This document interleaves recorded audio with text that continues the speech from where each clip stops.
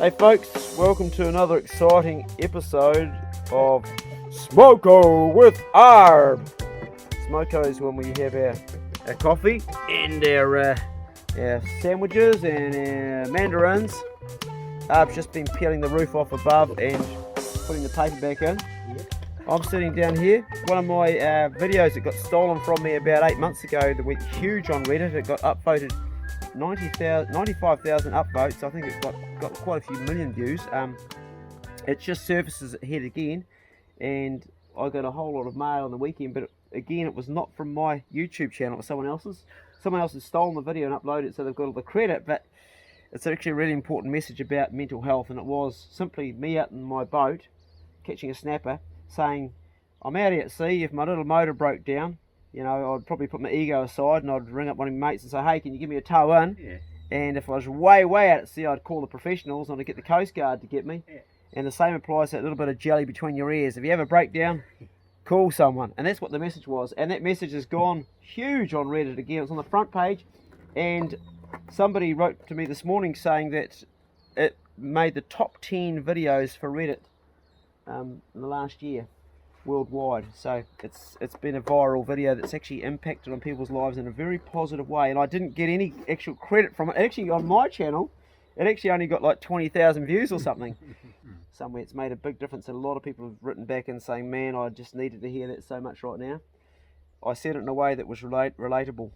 So that's what's happened for me over the weekend, and I also have had 2 days of taking boys hunting. And while we're having Smoko, I'll show you the pig that this morning we're going to be skinning. I've got young Spencer, who I took out 2 days in a row, and his dad's going to drop him off right now. Yesterday we were out hunting with Joe, and we divided up, and Joe's got the sibling dog to Pace, and he caught this really like bushy pig, which is hanging up there. It's a you know, which you can see there, it's on the drive, just up there. It's got like coloured feet, but it's real bushy. Just parked, well, it's not on the drive, it's on the side of the driveway here, just hanging up. And Spencer's on his way here now, and we're going to sharpen a knife up and we're going to teach him how to skin that. This is a sheet lifter. Oh, okay. It's to put the jib up on the ceiling. Right, okay. They're really cool. 3 wheels, so they can get in close to a wall and stuff like that. And you just wind it up. It's like a little winch. You hang it on its side, you put the sheet on the side, flip it over onto its back, and then just wind it up. You can place it perfectly, you can get it exactly where you want to get it, right. And then you wind it up tight and just screw it off. So this morning you've replaced that... Yeah, that paper. That paper that was, I saw you up there, you were lifting sheets. Yeah, I had to go further up. I had to go further up the roof, and I had to tape it off. Oh, okay. Yeah, so it's... right. Yeah. So up inside here you can see where you've done it, yeah. Yeah, you can see where the old stuff is, my new stuff. Yeah, right, eh? Yeah. Well, that's job well done, mate. Yeah. So, yeah, had to get... I can't strip the top off there because of the flashings around your chimney are a bit rusty, so if I do that, then I should buy new flashings for the chimney, so I'll leave that as another job. Okay. And then when I do that, I'll run a piece of paper from the top down to where I've taped it off. Right. But I've actually gone up there quite a way and taped it across with that sticky shit tape that I've got. Yep. And then I thought what I'll do, I'm going to have to replace those flashings on your chimney. Yep. Because they're quite rusty, and then when I do that, I'll pull those 2 sheets off. Yep. Half of them will be screwed on by that stage. Yeah, righto. You know. Yeah. And then I'll pull them off, and then I'll run a bit of paper right over the top and just overlap where I've stuck it on, and then bang. That makes sense. Yep. You got a fly in your coffee, mate? I know. Something in there. Something in there. Yeah. What are you drinking, bud? Like. Tea. Tea. All that lumpy stuff on it. Yeah, it's the Oakland's milk. Yeah, I can see it's good fatty milk. So how was your weekend? Very good. Yeah, anything exciting happen? Oh, had a couple of good rides. Yep. Got a bit windy up the top of Furball at the Trig. Yep. So I remembered last time. Stayed on the ground. Didn't come off. Yeah, righto. Didn't get blown away. Oh, yeah. It's a little bit muddy, which is always a bit more fun. You know, get a nice splatter all the way up your back and on your camel back, and makes you look like you shat yourself from the outside. I see you never shaved this morning too, you looking like me, mate. No, I'm a bit irregular with shaving. During the lockdown I bought this trimmer, so I can just have designer stubble now instead. Yeah, that's the one. You sort of sit on the dunny and you go, oh yeah, lean across, grab it out of the drawer, and just, when it stops making noise, it must be done. Something that Arb and I are talking about that you guys will get value from here, and it's a really good way of problem solving.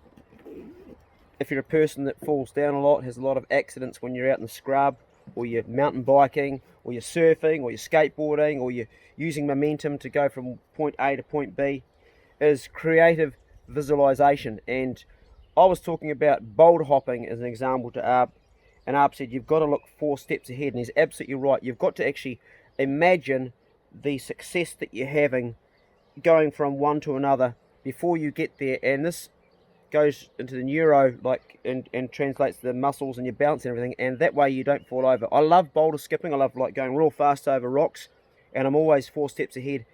You would apply the same to mountain biking, wouldn't you? Absolutely. I'm looking about 8 meters ahead, and all I ever have is just a clear yes. I just see a line on the track. Sometimes it goes up the side of the berm, leaves the top of a jump. If I clear that jump, I can see the landing when I've taken off, right before I take off. Right.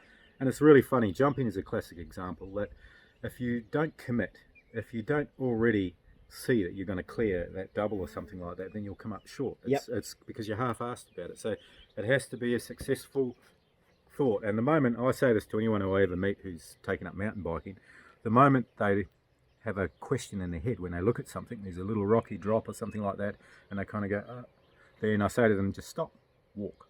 Yeah. Because you're not going to make it.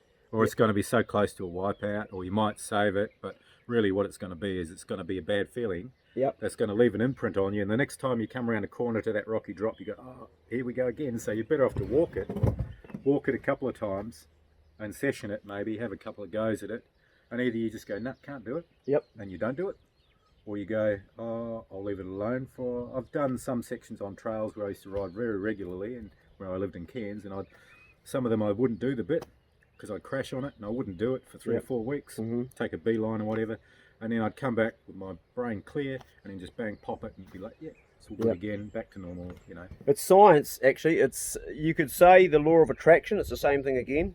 You're attracted to what you focus on, where you put your energy, and a lot of people's brains are often coming from a fear base, and every decision we make in our life comes from either a love base or a fear base. And that sounds a bit sort of hippie or a bit airy-fairy, but it's actually true.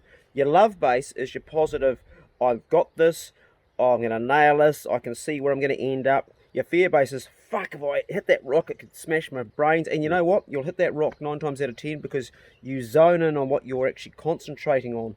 So the fear of something happening often brings us to it. And it's funny, you know, because a lot of our greatest fears often come true. The things in life that we fear, like, you know, sometimes you see people actually go straight towards it, and health. They almost manifest it. It does. We almost.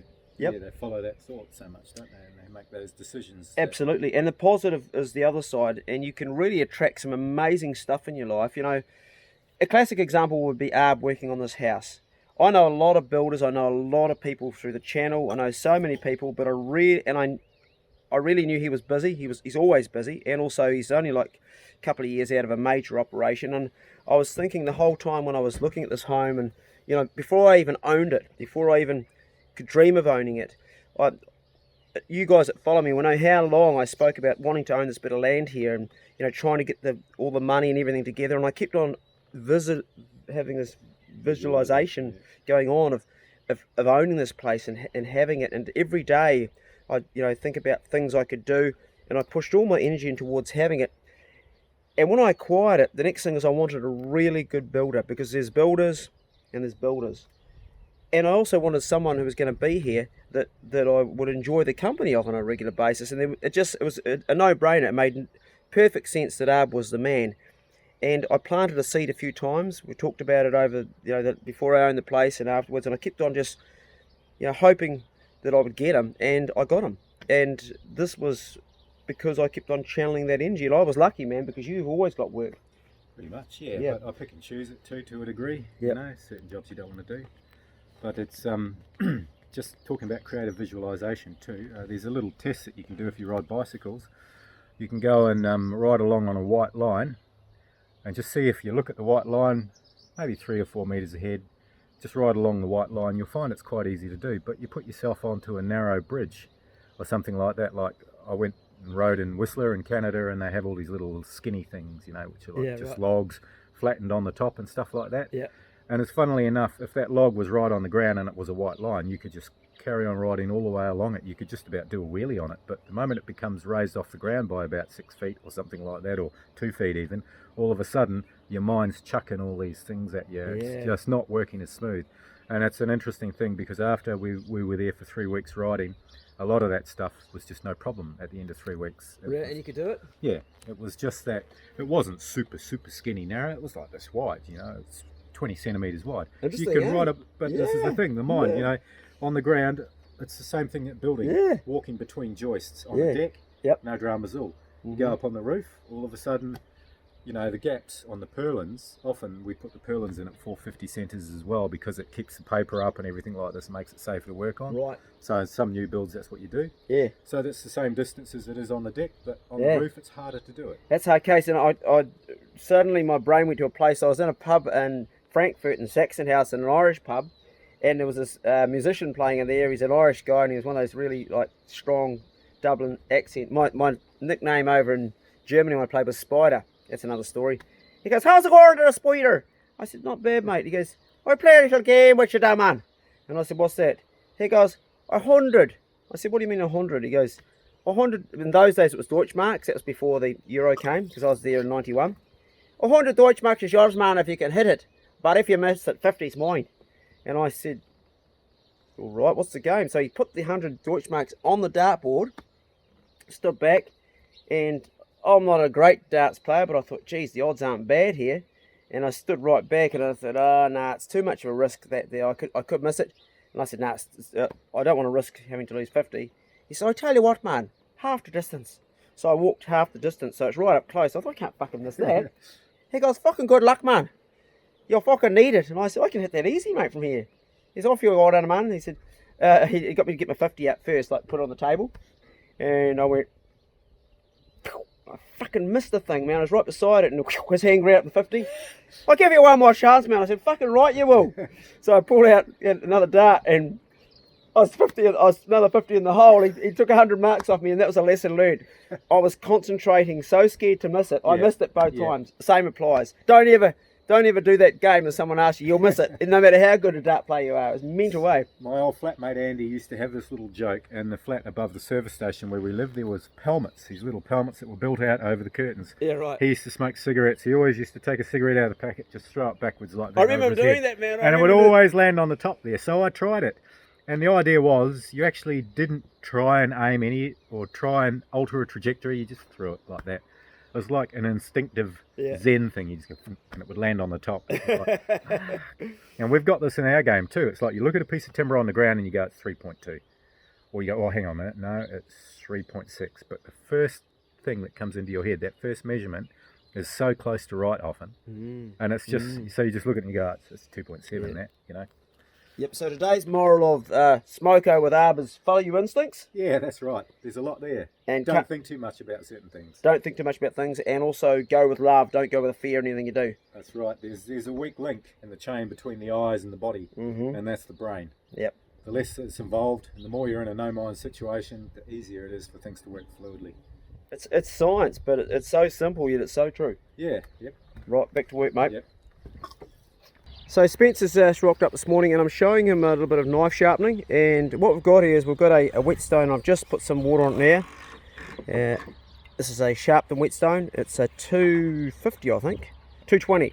Okay. So we're just giving that a clean. You can see it's got the old stuff. I didn't clean it from last time. I should have cleaned that off, but that's okay. I've got this shin knife here, and on it you can see I've got this little thing stuck. It's a guide.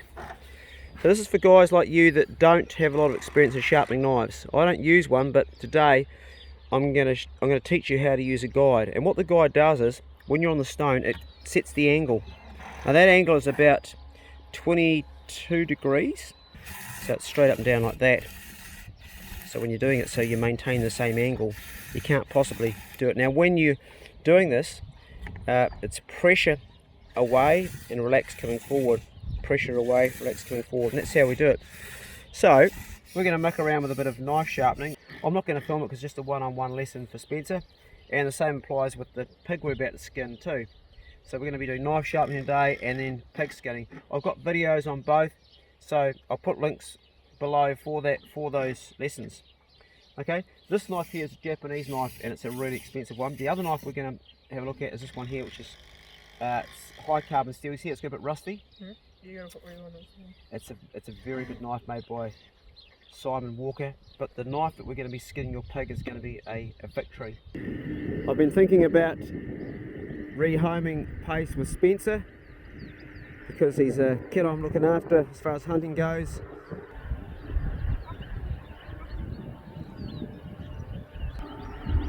Poe's looking at Pace, wagging the old tail. Bruno's in guard mode, he doesn't quite know what he's looking at there.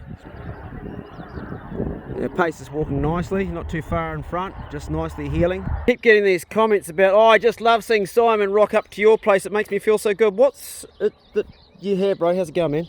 What is it? Is it your chill? Is it your manliness? What is it that they're just so happy to see about you? Can I get a bit of it? Tell me. Might be the mojo. He's got his mojo going. That's what you got to have. That's Simon's rule. If you want to be happy, you've got to have your mojo going. You know, bro, after a weekend of hunting, I've always got my mojo going, eh? Yeah, I know, got my mojo going. You know that song? No. It's about a guy that likes this woman, but she doesn't feel the same way, and it goes, I got my mojo running. I got my mojo working. I got my mojo working, but just ain't working on you. So that means, are you really crazy about some woman and she's not crazy back? That's when you haven't got your mojo going on the other one. True. Yeah, did you meet someone this weekend where there was a mojo going both ways? Or you don't want to say about it? No comment? No comment. I'll put him on the spot. But I know him. I know him so well. He's smiling because he's got a secret. And I'm going to get it out of him off camera later on. Anyway, it's your lunch break, is it? Must be about that time. Yeah, Getting close for lunch break. So Simon goes back and forth here because he works for ITM, but he's also checking on Arb today. I've got all the, what have we got? We've got all the jib to do my bedroom. Have you got anything else for Arb at all, mate? Nah, I'm just swinging past, see how he's getting on. See how he's getting on, oh, good one. Go ITM. Well, over in the corner we've got Spencer skinning a pig. He's with me for the day, yeah, he's just up there. I've given him my victory knife and we're doing a lesson on strip skinning. He's with me for the day. Sweet. Yeah, and I'm just doing some knife sharpening here now. So that's me. Pull. There you go. That's the one. Now we're talking now. So you're going to cut right through there. Cut away from your hand so you're not cutting. Here you go. About 3 cuts you'll get through. 1, 2 and 1 more should do it. Okay. That's the one. There you go. The jib's going in today, apps. Yeah, this is a glory job. The square meterage coverage looks really great. Yeah. They do everything else. Yeah, things happen fast, don't they? Yeah, they do with jib, yeah. Yeah. So long as you don't have any stuff ups, that is, which you don't. Well, shouldn't really do it. Shouldn't really happen with jib. Pretty straightforward. What's going on with the nails? Is it for string line or? To sit the sheet on. I'll put the top sheet on. Oh, yep. Because the outer level I'll cut for the floor. Yep. You know, so what I do is I just put a couple of nails in. Yeah, right. And then I can sit that sheet on.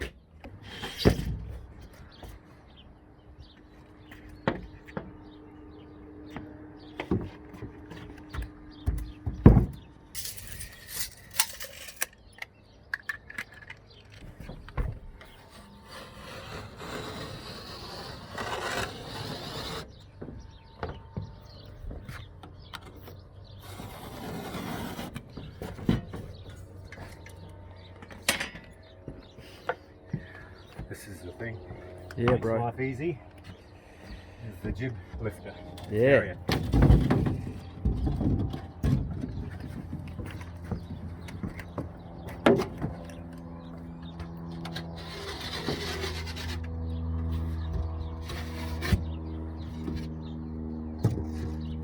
What is the inside jib? Is it plaster of Paris? It's gypsum, so plaster, and some of them have a little bit of. This one's got it. See the little fiberglass fibres in there. I can see them, yeah. Yeah, which help bind it together. Right. So that it's basically the way it used to be. Was I used to use horsehair and plaster. Horsehair and plaster. Okay. Yeah, righto. Got to put some glue on the wall. But I'll just get glue where you screw, because the glue shrinks, sucks the board onto the wall. If you screw through it or too close to it, the screw head will pop up. So I'm going to screw at the top of the sheet, at the middle of the sheet and the bottom of the sheet. So I'm actually marked my glue lines out, 200, 400, 800 a metre. And I've just marked them along on the studs, and I'll put a dab of glue on those. Yep. I'll screw it right up along the stud on the edge here and on that other edge as well, so there's stability in the corner. Yep. But basically it's just 4 dobs of glue per stud. Righto.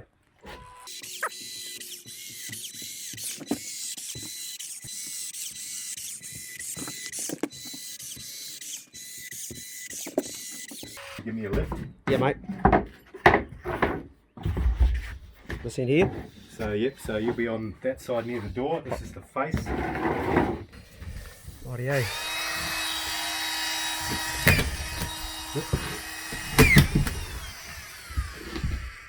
She alright? Shallower. Is that alright? Just want the screw head just below. Yeah. No more.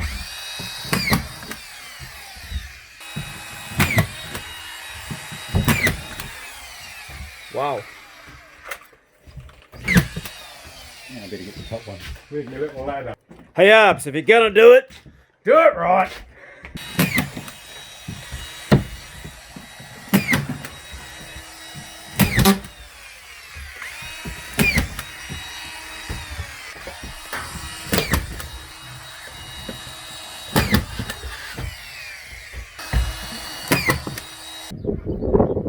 That's the one, mate. There you're talking. Same again. Give it a good hard smack, stand back, hold further back on the handles. There we go, there we go. There you go. You could do all the chops like bang, bang, bang, and then do it with your knife each, but yeah, better to cut down onto the wood like that. Cut down onto the wood, fella. Now, that's the way. Good hard smack. Nice, and now in the middle again too. Straight in the middle, yep. No, the next piece, yeah, smack that one in half, that's the one. Good hard smack, pal. Okay. Now with your knife, I want you this time to cut down on the block, not hold it, just cut down on the block. There we go. And again, cut on the block. Much easier than trying to lift it up and into your bin. Awesome. And that one there, you can smash it with the axe right through. Good hard smack. Stand back, 2 hands, give it the almighty whack. Just line it up first, You didn't line up first, I want you to line up first, okay? Now get your body, there we go. There you're talking. You've broken the bone. And again with your knife, onto the wood. Right, from one end to the other. Beautiful. Nice work. And there's some nice dog tucker. Good job. Yeah, mate. That's quite a thick bone. Give that to Bigsy. He's got the bigger jaw. Just poke it, and he'll pick it up at his own time, mate. He won't eat it straight away. He's pretty funny with food. Get some ribs for B. He can crunch those up. There we go. Here we go, B. He loves ribs. He'll have a good old chew on those. Old pace is going on. Just watch. You got 2 dogs here with bones, so be careful. No, don't do that. Don't feed round when there's 2 dogs together. See where Bruno's close by. We'll separate those guys. There can be a fight over bones. Give Poe one in her kennel. Yeah, Bruno. Way you go, Bruno. Way you go. Way you go. Good boy. Way you go, Bruno. Yep, that's for Poe. It's a good one for her. She'll enjoy that. So Poe's got hers. Good one. Good one. That's good. Nice command. Good boy. He's enjoying that. Good tucker. Your bone, Pace. Ducky's got your bone, Pace. Pace, eat up. Ducky's got it. Look. Ducky's got your bone, mate. Look. Yeah. He's like, I'm getting out here. Good one. He's not really that hungry. Bruno, not for you. Not for Bruno. Pace, come. Now Ducky's back into it again. Pace, you're going to lose it. Everyone's going to steal. He's just not into food, eh? It's my dill. It's all coming out slowly. Dill's good on fish. Coriander hasn't seeded yet, but it will soon. Was that Bruno's head hitting it, was it? Oh, he wanted to have Pace's one, right, eh? Oh, there's not Pace's, that was his. Yeah. So our blinkers and our backlights are all up there, and they come down through here, and good old Bigsy chewed that off. So that used to plug into here. There's the female. Here's the new male here, okay? You see where he's chewed it. So you want to take the wire off there. We've got spare wire. Your mission is to reconnect it up. You've got that there. I'll get some pliers as well, some insulation tape. So you want to take this here and get your same wires connected up. How are you going to know which wires go into there, which colour? Look, it's on the back. See that? All the instructions there. Any questions? Nope. You accept this mission? Yep. Okay. So we'll cut that off clean. So what you want to do is you want to strip back, okay, that there, connector. Then you'll open that up. Crank her out of the packet, mate. There's the one. And save your little piece so you can read your instructions so you know where to connect up. There's the boy.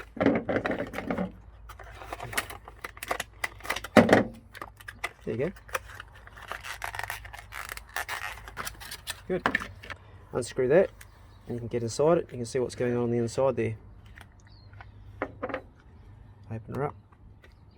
It's how easy. Okay. So what you do is you join all your right wires onto your length. Give yourself enough stuff to play with. Doesn't matter if we coil a wee bit up. It's better to have a bit more and a bit extra. And strip this. When you strip this, maybe scissors around here. Careful not to cut into your wires. I'll leave you with that. I'm leaving Spencer with that job. Not a difficult job, just involves using practical mind, which he's really good at. And it's good practice, and he can also do some work for me. A wee job that I could do myself, but it's good to get his hands on the deck. And Pace is hanging around, aren't you, mate? Hanging around. I would really miss Pace giving him to Spencer, but I'm thinking of giving him to Spencer because I think he would be a really good dog owner and would give Pace a good life. Pace has a great life here. But he's ready for a dog and his parents are supporting him in it. So while he's doing that, I'm working on sharpening a couple of knives. You can see I've got a guide on this one. I'm using the Japanese whetstone and I'm getting them both sharp so we can borrow one because she's going to start making sashimi. And one of the places, probably Hamish's I think, is going to be selling it in Mapua, but she needs a good sharp knife. So that's what I'm working on right now. Hey fella? Yep. 2 days of hunting and he's a happy dog. That's what he's been doing the last couple of days, haven't you, fella, eh? That's right, he's a good boy. I would miss him terribly, but I'd also be happy knowing he's got a good life if he's with Spencer, because Spencer would be hands-on a lot more than I am, and I'm busy a lot of time. He's not hunting. He's just like getting a walk from Elle, my new flatmate, or he's in his dog box. So I think he'd get a bit more attention with Spencer, eh, boy? He's a lovely boy. He's a good dog. Yes, you are. Big dogs have the best life in the world, they really do. After heaps of work, I've got the chips out of the blade, so I'm going to start now to go to, I'm on the 220, I'm going to go to the 500 and start smoothing it off. It's taken a long time. I don't think I've got it dead accurate how I would like it, but I end up doing it freehand. And Spencer has finished doing lights on the truck, so we're going to see how he's doing with that. You confident it's going to work? Yeah. Good on you, mate. Let's have a look. Well, she looks good from the outside. Looks bloody good. So what he did was he put the whole thing together, but he forgot to put this on, didn't you? So he did it twice. The dog chewed that, but I reckon go. Well, moment of truth. You jump in the truck and hit the brakes. Okay, mate. Push it down. Happy days. We got the right lights going too. Righto. Put the hazard lights on, mate. See if they work. Oh, yes. We're working. Okay. Put one blinker on just one side. So there's your blinker there, right? Yeah. She's going. Okay, did you do it, did you? Oh, I didn't see anything. Hold on. We'll check it out. Stay, leave it on. Oh, no, she's going now, mate. You can't have done that. She's working perfectly. Okay, give me the other side. Yeah, no, beautiful. That's awesome, buddy. Yeah. Is that the first bit of wiring you've ever done? Put it there, pal. Put it there, mate. Well done. First bit of wiring you done? Nah. Okay, you're very practical minded, eh? Yeah. So, when they ask you, because you're supposed to be at school today, aren't you? Well, it's a teacher's only day. Yeah. So you've actually learnt something else. Have you ever done a coupling or a trailer connection before? Nah. Okay, well that's what you learned today. And it's something that's useful, so you Wouldn't probably... learn this at school. Have you done that at school, have you? No, you wouldn't. That's really cool, eh? I showed him what to do and he did it without... Well, he didn't stuff it up, he just went the long way about it. But that's the sort of mistake that adults, everybody does, you know? Yeah. And you only really learn by trial and error, so it's really cool. He smashed it. He's having his lunch break. We've got one whole end jibbed in, didn't take him too long, and he's just started this one here. It's looking bloody good. One whole piece across the top, nice. Happy days. And some more to go on. This is going to be my bedroom, pretty cool, eh? It's going to be warm. So today we're doing a number of things with Spencer. It's a teachers only day at his school, so he had the day off school, so he's come out, we've done pig skinning, butchering, he's done that, he's smashed it out. He's wired up the truck, smashed it out. We can do some fire starting using just the flint. And we're doing something really important now, which is sharpening a knife. But actually, prior to that, we did some dog handling with this little guy here. And what's happening is Pace keeps on jumping up on him, and I said to him, there's nothing wrong with this, Pace is doing it now, he's not supposed to. I'll say, Pace, down, and push him down to the ground, and hold him down like that. He's not crying, it's not mean, it's teaching him that I'm the boss, he's the dog, down, stay down.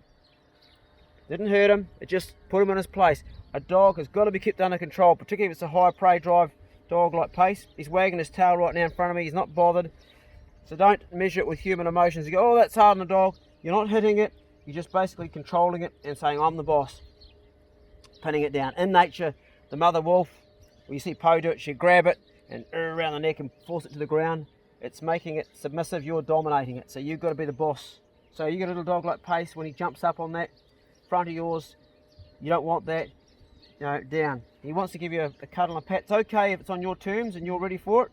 You've trained to do that, but when you don't want it, you've got to be able to control that. Right, we're doing knife sharpening here with Spencer, and what I've got, so I've got this old boning knife, it's rusty, and it's the one I use for cutting up the dog tucker. It's reasonably sharp, and on it you can see I've put a knife guide, and what this does is, on the whetstone, it sets the angle, so you're keeping it flush, like that. You put a little bit of water on the stone, and we're just going to go up and down, up and down, up and down, just straight up and down. We're not doing it on an angle, we're doing it this way here. Up and down, and we're putting the pressure on as we're pulling away and relaxing as we're going forward. And then we're doing it 20 times, and we're the other way. And you can see already a little bit I've got a wee edge. This is 220 grip. Pressure on when you push away and relax when you come forward. Pressure on, away, and forward. And this will ensure that you get the angle right. Now the tip, you have to do that freestyles, okay? And I'll show you how to do that. But let's start you on that there first now, mate. That's a nice motion. So you want to count about 20, and then when you've done 20, turn her over on the other side. Now you can tell a lot by the noise it makes. You'll feel it and you'll hear it if you're in the right place on the stone. Just a little more pressure as you're going away from yourself, and relax coming towards yourself. So coming into the blade, you are relaxing, going away. Pressure on, pressure off. That's good, mate. Now you got the right feel. And count to your 20, then turn her over. So this time we'll change now our grip on the knife. We'll turn that little guide you've got there, we'll slide it down the knife a bit. Be careful with your hands. Slide it, sorry, up. Yeah, slide towards the tip a little bit. Just a wee bit more. Keep going so you've got it right to the very end. That's it. Keep going, mate. Keep going, keep going, keep going about there. And now you can do that. That's part of the knife. Yeah, there we go. Same again. So we want 20. It's 1. Count those out. We'll come back to them. 2. Beautiful.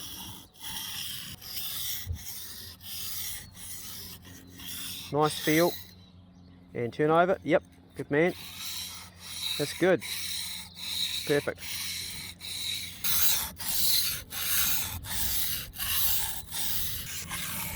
Water in there. Want nice and wet. And over again. Carry on. Good man. Yep. You can see an edge already on there appearing. It's good.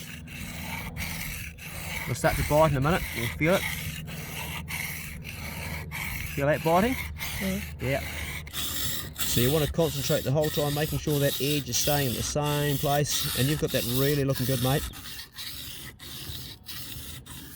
When you've done 20, you can go back to the other end of the knife again, start again.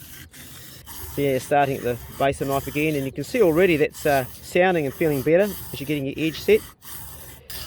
After you've done a lot of knives like this, and you get used to that same angle, we'll get you doing it without the guide, just so you learn that angle. It takes a few years to be able to set it with your hand equally. This is a good way to start off.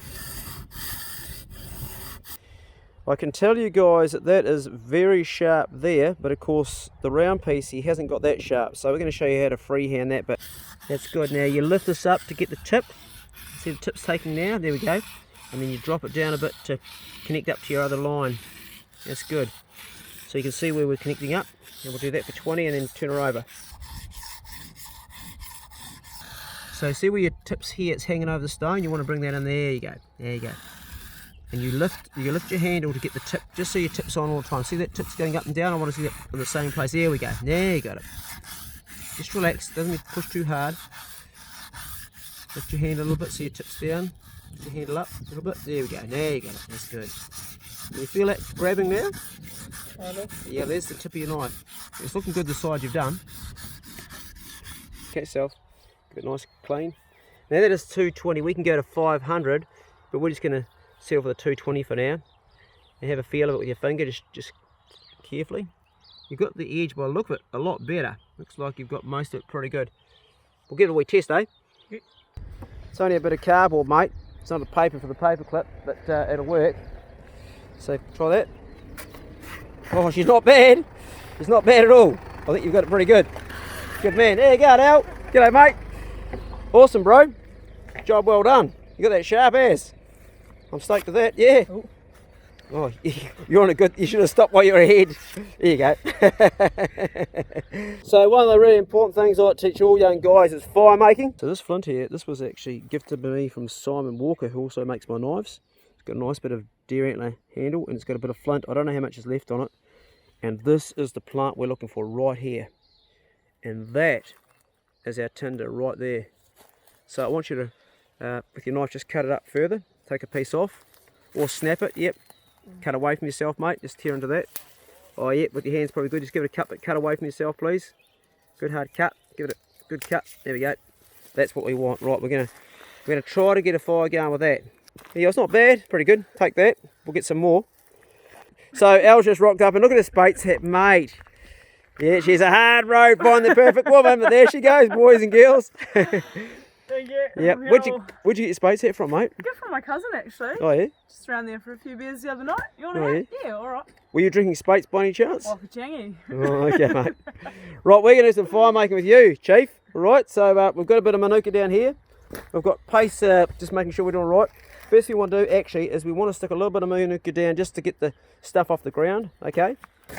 Oh, yeah, it's probably enough, mate. Right, grab your toy. Just like that there, yep.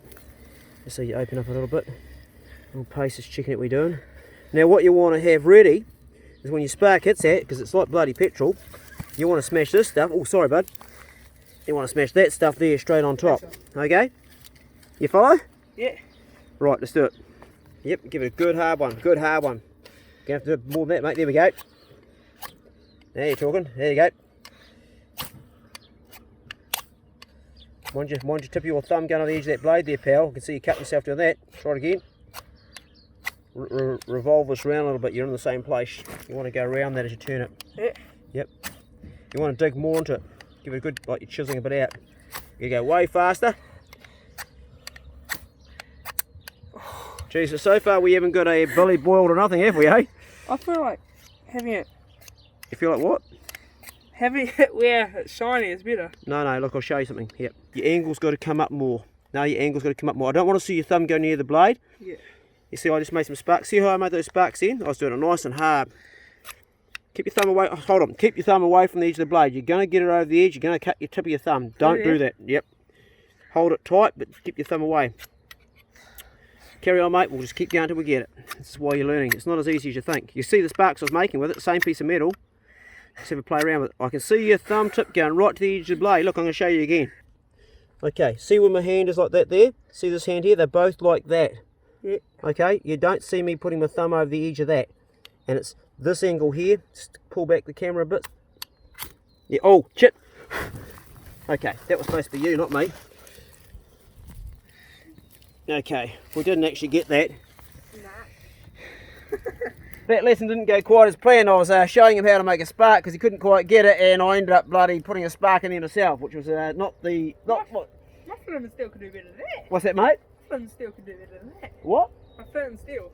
Your flint and steel. So now he's blaming the flint and steel. It wasn't him. It was the flint and steel was the problem. It is. Well, look, we got a fire going, didn't we? Yeah. What you weren't doing is getting a spark going. I was hopeful that I was going to actually put more on, bud. Keep it going. We'll keep that fire going. We'll boil the billy.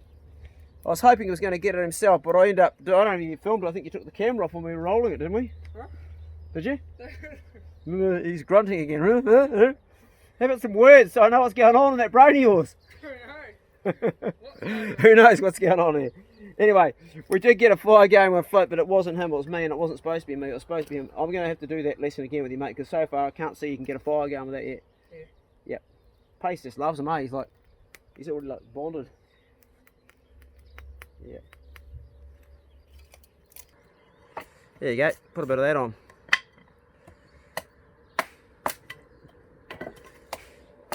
You can see why you want to have your wood cut up first, eh? Smack it in, bub.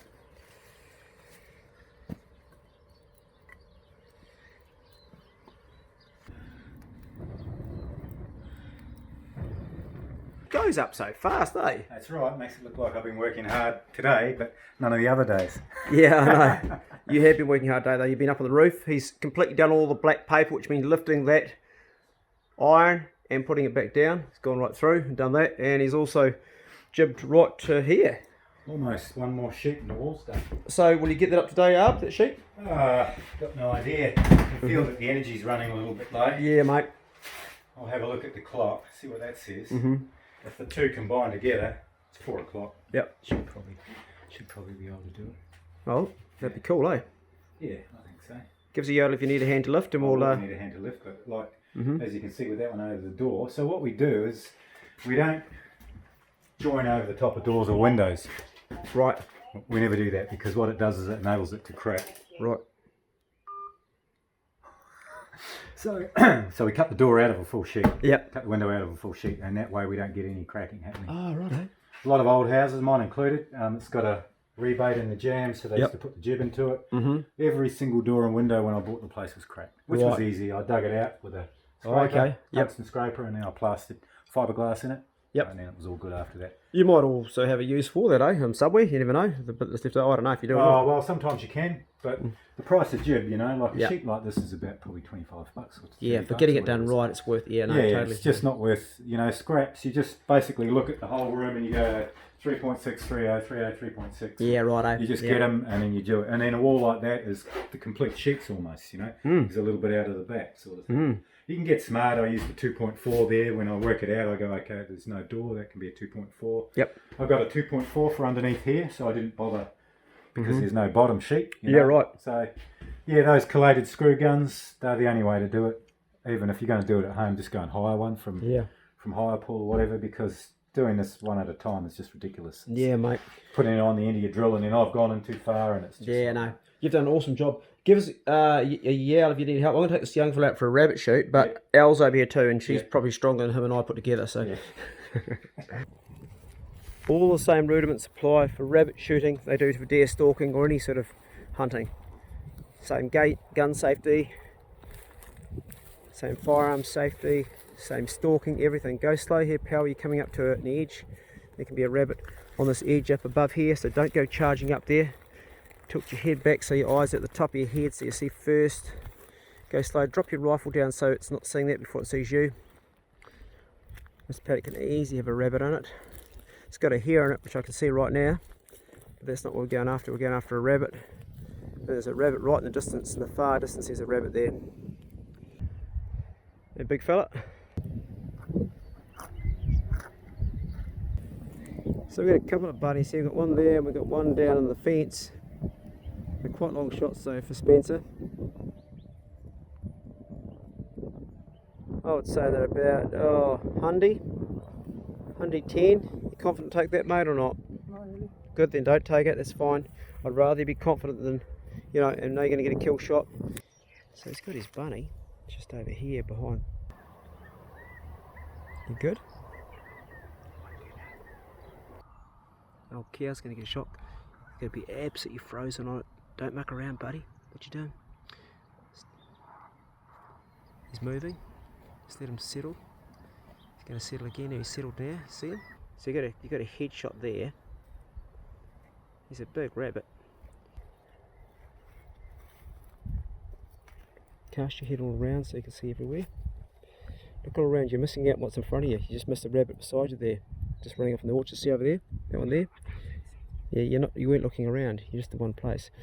That's it. Now that's about a 80 metre shot. If you're comfortable to take it, go for a body shot.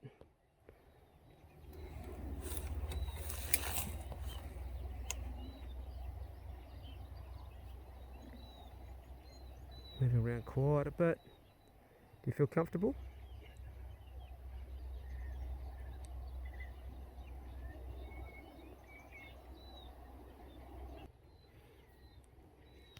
How does it feel? Oh, don't even shake.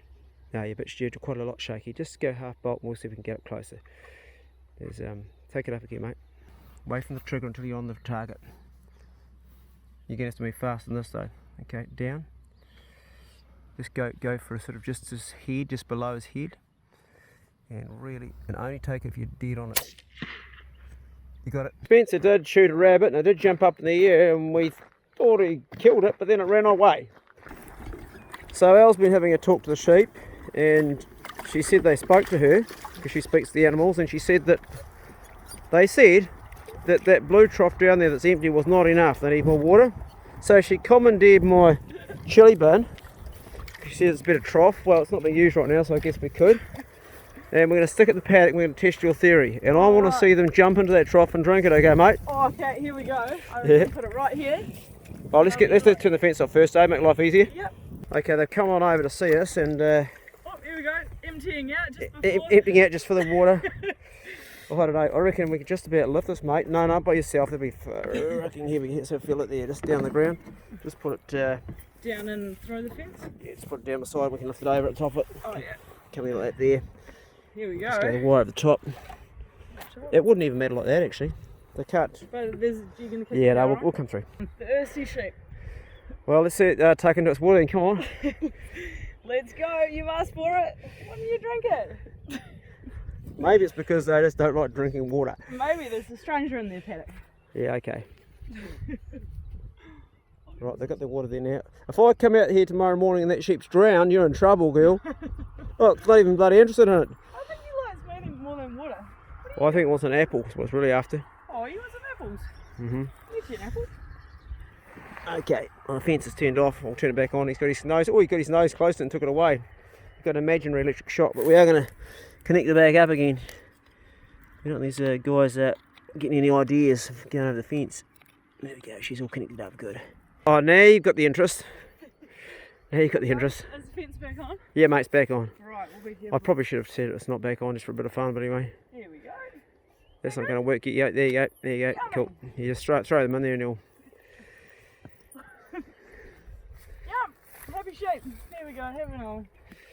So they didn't want water, they wanted apples, mate. You confused water for apples. I got to go to sheep speaking school again. Well, you are a farmer's daughter, aren't you? That's it, here you go. Yes, okay. I don't want to stereotype, but you probably know sheep better than anybody. I reckon that water's going to be halfway empty tomorrow. I reckon if they were thirsty, they'd be tucking into it right now, mate. I'm telling you. How was your run? Pretty good. Yep. I went not too far, but I was just going easy on the old body. Good on you, mate. So I just, yeah, went up. How far do you reckon Perman Road is away? Oh, we Perm Road. Oh, it's probably there and back. You probably did 3k, 3.5k. Yeah. Yeah, Good. okay. Good first run. I thought so. Yeah. I'd like to thank the good bastard that gave me this Good Bastard Club whiskey glass. I'm having a bit of Glenlivet. I gave this young lady, so what'd you rate it, mate? How'd you find it? Very, very palatable. Yeah, it is. Oh, we've got a problem here. Anyway, I got the guitar out and by the fire. It's been a big day with Spencer. He's just walking pace and just going to have a wee taste because I haven't had a drink for a while. I had a good weekend with the boys, so... That's a nice Glenlivet. It's been a great day, eh, Al? It's been an awesome day. Today's one of those days where I've achieved quite a bit with young Spencer. He skinned and butchered a pig. I taught him how to sharpen a knife and he did a bloody awesome job on that. He changed the connector on a trailer, which is an important job for a bloke to know how to do. Get out of there, beat. He, what else did he do? I went shooting and the rifle's not shooting straight, so he didn't get the rabbit. What else happened? Oh, we did all sorts of things actually, I can't remember. Smoke in your eye? Gotta lick my thumbs. Apparently, if you lick your thumbs, this is what I got taught by Elle, you don't get smoking. I see it work, Dave, see that?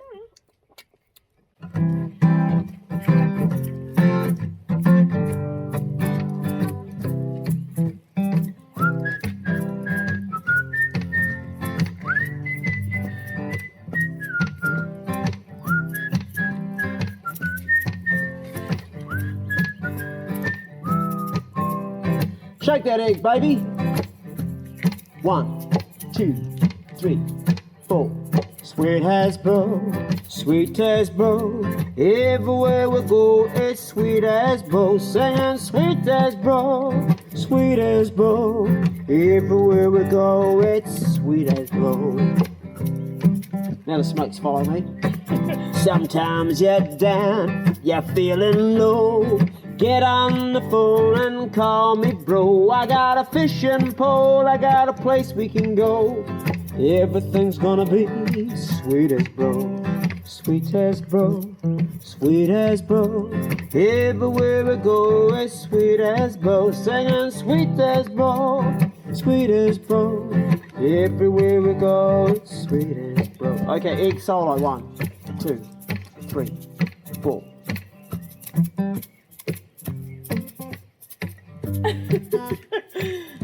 Not the impact.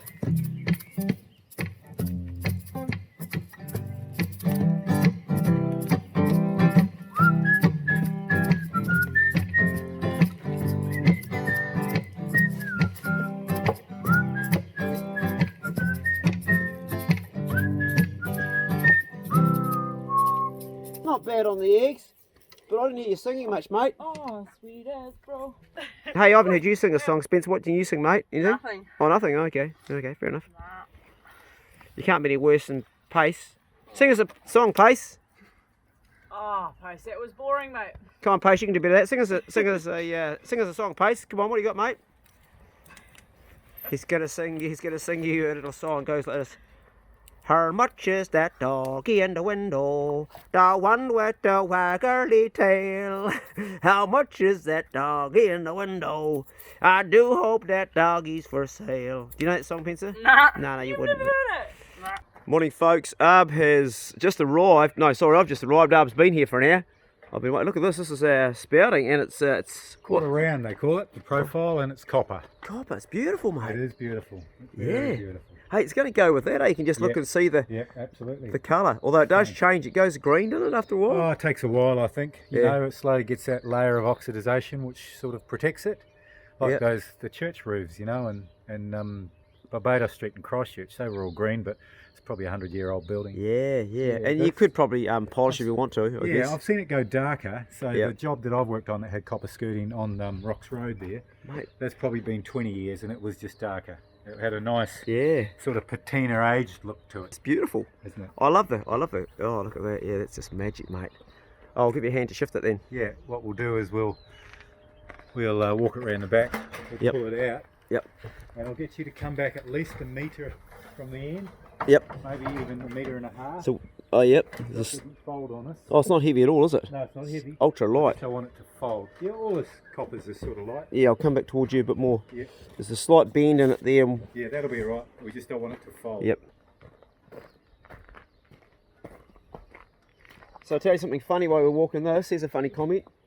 You know how when we're talking about pain the other day and you said suppress or express? Yeah. So I use that as the as my, you know, the title of my video. Yeah. And somebody wrote a comment on my video, less bullshit, more of Arb, please. I wrote, bro, Arb's the one who came up with the expression for the title of the video. I thought that's hilarious. Well, when you get armed, that's what you get. You get bullshit. Yeah, we're both bullshit. Yeah, See, no. I've got these 4 bits of timber. Yeah, man, I can see that. Yep, awesome. Good place to put it. Nice clear spot here. Roll it. When you get it down, we'll roll it over. Yep. Okay, Beauty. nice, mate. Yeah. It's a good place to keep it. Yeah. Yeah, just away from everything. Yeah, nice and flush here. Yeah, Yeah. this has all been cut since all these Yeah. little plants grown up. Yeah, this is the back of section. The back of the house, and the back of the house is probably going to be like, you know, quite manky when we take all this out. Yeah, It's actually a straight line. she's not bad, is it? No, that's right. So the giveaway. So again, where it's mitered here, Yeah. you know, the water's got in, the timber's moved backwards and forwards. Right, yeah. And then it's got in there.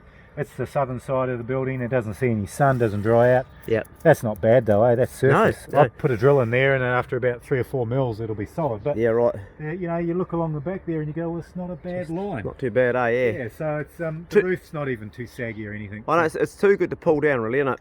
Oh, it's going to cost you 25 grand to pull it down, Yeah. and then you're going to be then 25 grand less on a budget to build something. Yeah. So and then you're going to have to get compliance and everything for it while we're maintaining it. You don't have to go and get full compliance and all this sort of carry on. Yeah.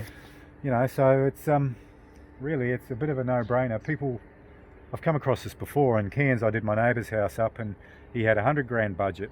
Yep. For $100 grand, we got the experts to strip it of asbestos. They Yep. did it for us. Mm-hmm. We beefed it all up. We lined it with colour steel, corrugated horizontally.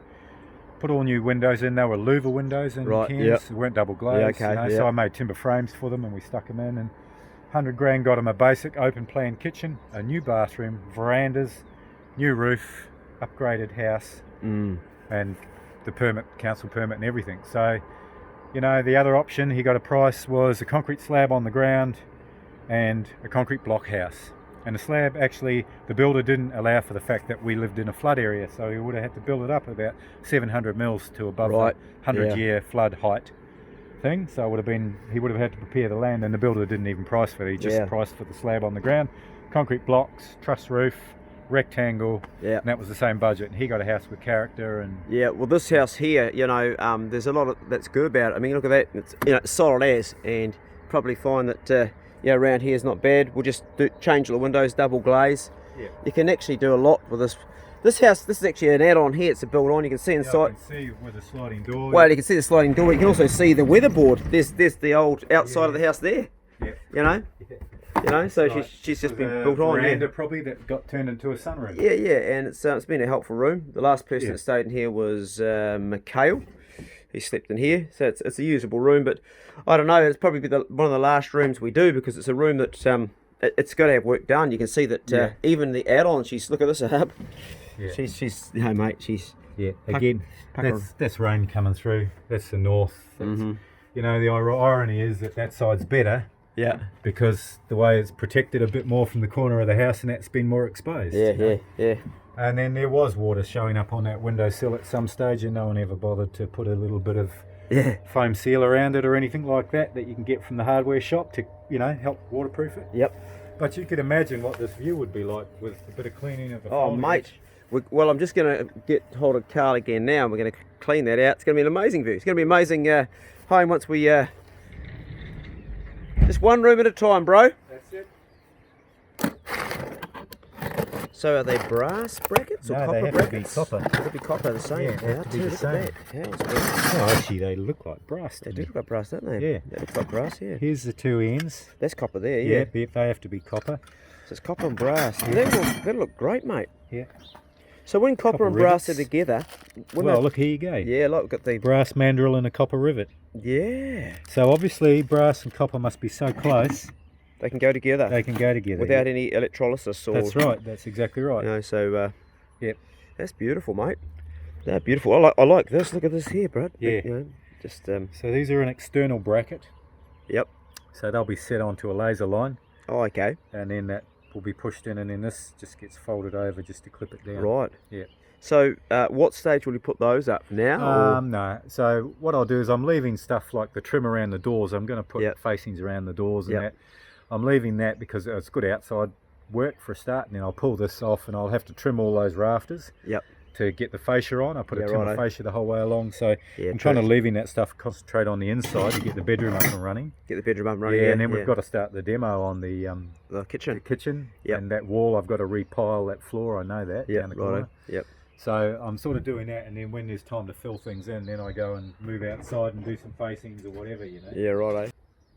One of the things I really love about this bit of dirt that I bought here, this bit of land, is the native bush around it.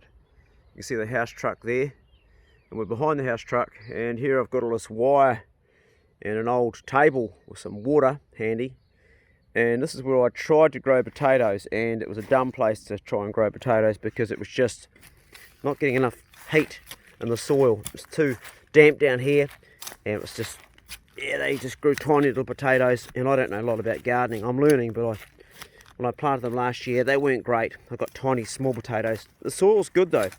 So what I'm going to do here is I've got this bag, something from the Green Witch on the Taka Hill, and she got this from her daughter down in Dunedin, and what it is it's stinging nettle, and pull these out here. I've got a glove on because they do sting. You're probably thinking, well, why the hell would you want to plant stinging nettle? Nothing else in the bag? Well, for the simple reason that this plant is makes a very good tea, and it's very high in iron, and it likes to be in a damp, cool place where there's plenty of moisture. And it can actually be very, very dangerous to your dogs at the wrong time of year. Get a sting off it, it can actually kill a dog, and that's why I'm going to be putting that grill over it. You don't want to get near that, Poe. No, where you go, Poe, where you go, good girl, where you go. So I'm going to plant it and cover it up with that frame. And I can tell you something about it. When I was in hospital, the nurse gave me stinging nettle tea because it's very high in iron, and I had my hemoglobin dropped right down to 66 and my iron levels were so low. This combined with eating liver every day, and I got my hemoglobin naturally back up in a very short time. But it also contains a lot of antioxidants and other really good things to get you through the winter months without getting a cold or a flu. So I'm going to plant it, and I'm going to cover it up so the dogs can't get stung in it, and leave it here. And it's a perfect place. It's nice and damp. It's got all these trees around it. It'll be like it's a natural environment. There's a bit of ivy growing over here I've got to get rid of though. I need to pull all that out because it's taking over some of the native plants.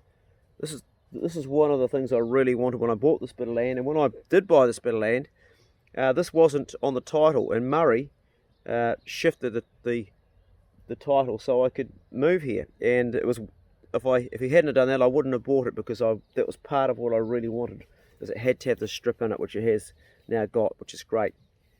So well done, Murray. Right, we're going to plant this in the ground and cover it up so the dogs can't get stung on it. Pretty sure these guys are going to all thrive down here. There's a big old worm popped out of the ground. A bit more dirt around here. Sorry fella, I need to squash you. There's one here. One there and one there. Done. Just cover them up and be sweet as, bro. Perfect setup. These are old wild actual grape leaves, I think. There's an old grapevine above the plant here.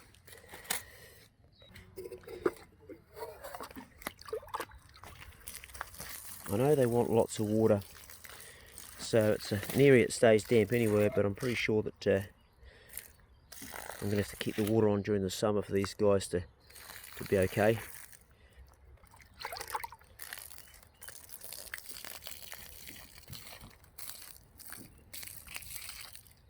Come back and see them in another week, see how they're doing. Could probably grow wasabi down here, I reckon. It's the right sort of environment. There's a sort of an old pond in there. I've got all the bats up now and we're ready to do the ceiling, but what I'm going to do now is, using my little laser plumb bob, I'm going to mark some things on the floor, and what I do is I put a little screw in the floor in this case. Okay. I put a little stainless screw down there so it doesn't get lost. I'm going to mark the outside dimensions of my flue. I've made it so there's a bit of flexibility. Oh, yep. So I'll be able to screw around it later on when I put the sheet up. Yep. And also so I know, so I'll put 4 screws down here. Oh, yeah. On the ground. And then these are for the wing walls from the wardrobe to come out and fix on. Oh, right. And I'll put 2 points on them just down on the ground too as a centre line. Gotcha. For both of those, so I know what to screw to there as well. Ah, right, yeah, okay. Sometimes if I was doing down lights, Yep. where instead we're going to have a light fitting, so I'll put a hole in the sheet. But if I was doing a down light, I'd leave the wire up there and I'd mark where I want it also on the floor. Righto. So then I'd put the whole ceiling up, then I'd come down with my laser, stick it on the screw on the floor, mark it on there, and I'd put a screw in there for the electrician to put the centre bit, the mandrel bit of his hole saw in, so he could drill it out and he knew that his cable would be up there. So that's what you do. Any markings that are meant to be on your roof, on your ceiling, sorry, you put them down on your floor. If it's going to be a timber floor that's going to be sanded, you mark it in a big thick felt tip pen or a crayon or something. Right, yeah. That doesn't get kicked away in the dust and swept away for a while. Yeah. Pencil's not good enough. I notice you're using permanent markers all the time. Yeah, that's they're just permanent. Yeah, that's the idea.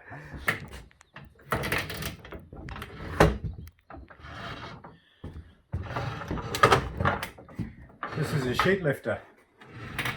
It's beautiful. In the old days we used to use a stick with a piece of timber on the other side that would be slightly longer than the ceiling. we'd put it up in position and we'd grab the stick that was leaning up against the wall and prop it up. And they were called toms. And you'd have 2 toms and 2 guys. And then you go down and you move it across a bit. And this thing is just wind it up, put it into position, thread the wires through, take it easy, get it right, pull it up tight up against the ceiling and then screw it off. Yeah, what a cool setup, mate. Oh, it's just... So this is my Mongopare Tohonohono, which is the hammerhead shark. And Ricky Manuel, who is a Ngaitahu carver and tattooist, did this for me. You notice how it doesn't continue all the way through. It stops at one point. It's like life on Earth. It stops at one point. Yep. Well, my friend Tommy, who's an artist and a fellow mountain biker, Yep. with his iPhone and his project, he took a photo of it, Wow. wrapped it around, and he gave me a whole lot of stickers, and they were all through my workshop in Cairns, and one of them made its way onto my sheet lifter. That's cool, bro. Good story, mate. Sticking the sheet up with the sheet lifter, 2 dobs of glue, just like on the wall, and the areas where you don't screw, 1 screw in the centre, 1 screw at each end. That's all there is to it. You run across your battens so that the recessed edge joint glue's there, and basically, if you're lucky, these collated screw guns, you can reach it from the ground on the average 2.4 ceiling. Wow, that's fast. And then pretty And try not to soon, trip over those bloody legs. yeah, They're big. there's the trouble. Yeah. Yeah. Look at that. That's cool. Wow. Get the ones in the centre. Now, if you're measuring for anything like this, like a wire, you measure off your existing sheet because it's going to go hard up against it. Right. And then you measure out from the start of the sheet because they're joining on the same batten, so that you've got solid reference points. Yep. Don't measure from the other end, that's a floating end, because that varies, while halfway on this batten is the most important thing. And same thing again, don't measure across and try and figure it out from back. Always measure from where you've got some sort of Right, yeah. bearings. Yeah. Yeah, nice. That's really quick. That goes up fast, eh? That's the glory job. Square meterage. Yeah. There you go now. Pretty fast, isn't it? Oh yeah. No mucking around. Huge improvements. Yeah, so yesterday Elle came running out. She said, "Oh, there's no water for the sheep because there's going to be a wee blue thing." So we put this great big bin there because she said they need to drink it. They didn't drink it, but I The went out. sheep have made a full. No, have you ever here? Look at it now. Oh no, I went out this morning. No, it's absolutely completely empty, mate. They've drunk it the whole entire lot. You are joking me. Yeah, mate, I'm joking you. They haven't. They haven't touched it.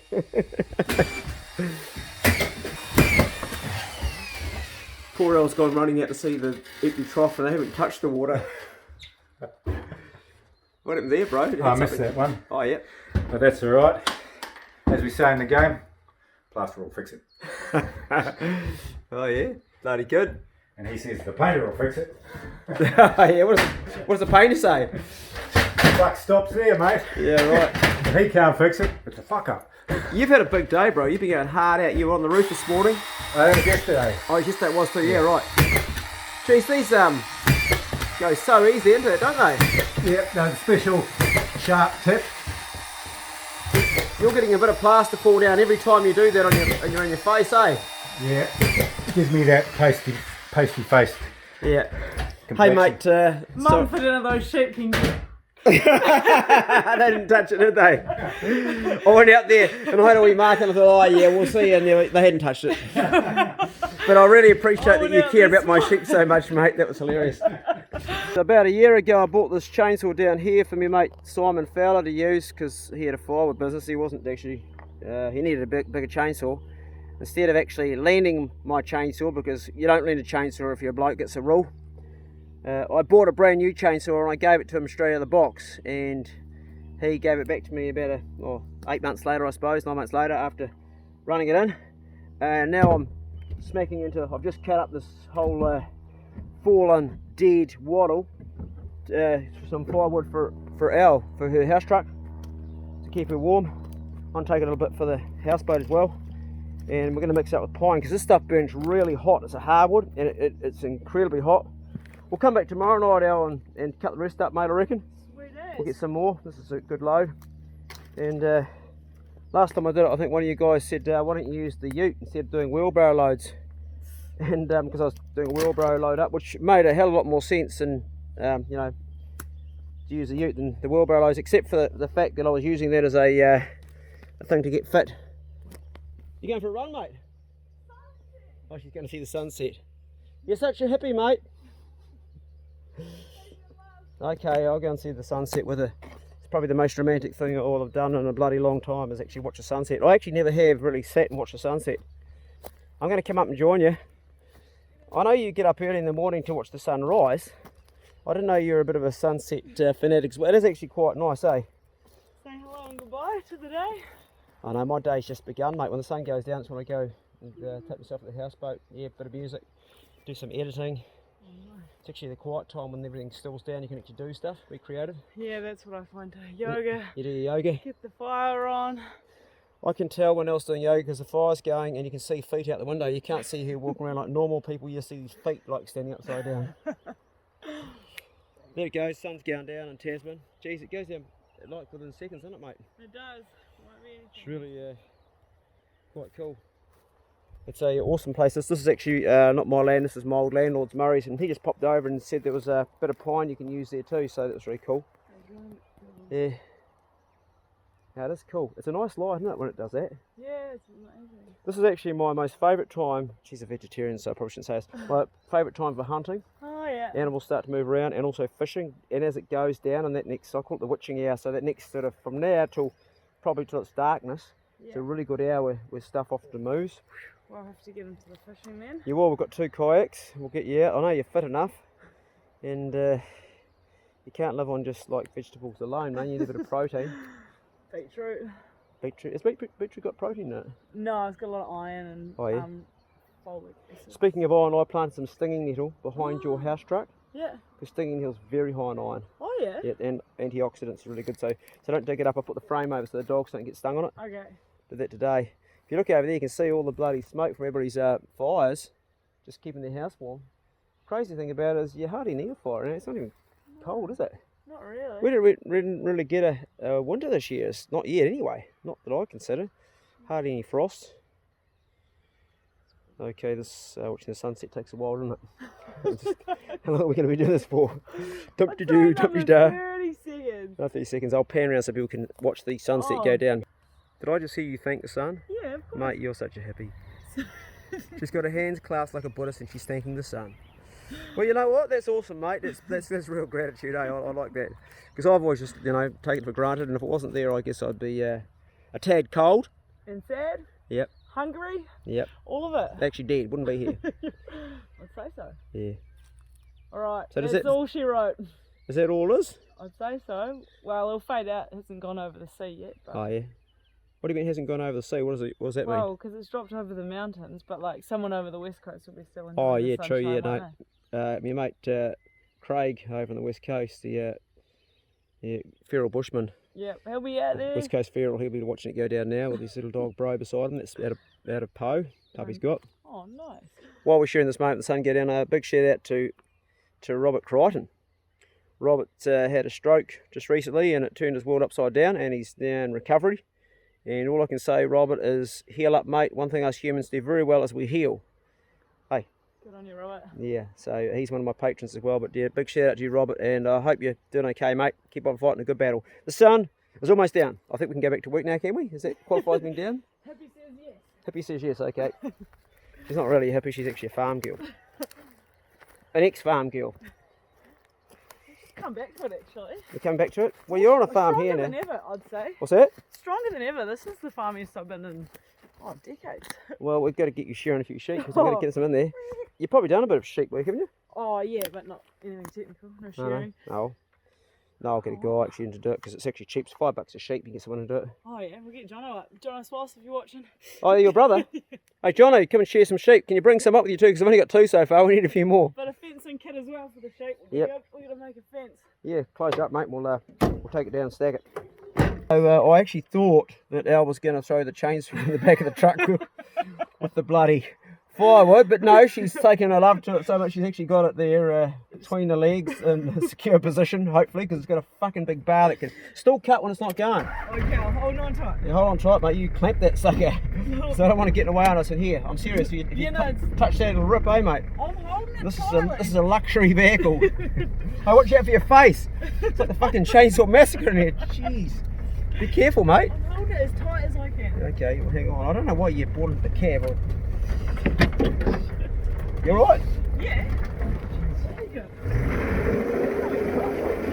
Well, we've got plenty of firewood for you anyway. That's good. Oh, the sunset lights on. Not far to drive to your house, is it, mate? We're there. We're already at the house track. Oh, I love this house track, eh? It was really cool when my daughter lives in it. The car didn't really enjoy that much, but you're loving it, aren't you? Yeah, I'm loving it. She's loving it. Sweet home. Home sweet home. Okay, be careful of that chainsaw. Here we Okay. go. Coming it out. Coming out. Okay, bloody good. Bloody. Time to walk dogs. Yeah, mate, you've already had a few walks today. You'll get another one. That's right. Yes, you will. Good boy, Dixie. That's a good boy. Good dog. Little beast poking his nose out too. Good boy, eh? Good dog. Shake that egg, baby. 1, 2, 3, 4. Sweet as bro, sweet as bro. Everywhere we go, it's sweet as bro. Singing sweet as bro, sweet as bro. Everywhere we go, it's sweet as bro. Now the smoke's following me. Sometimes you're down, you're feeling low. Get on the phone and call me bro. I got a fishing pole, I got a place we can go. Everything's gonna be sweet as bro, sweet as bro, sweet as bro. Everywhere we go, it's sweet as bro. Singing sweet as bro, sweet as bro. Everywhere we go, it's sweet as bro. Okay, egg solo. 1, 2, 3, 4.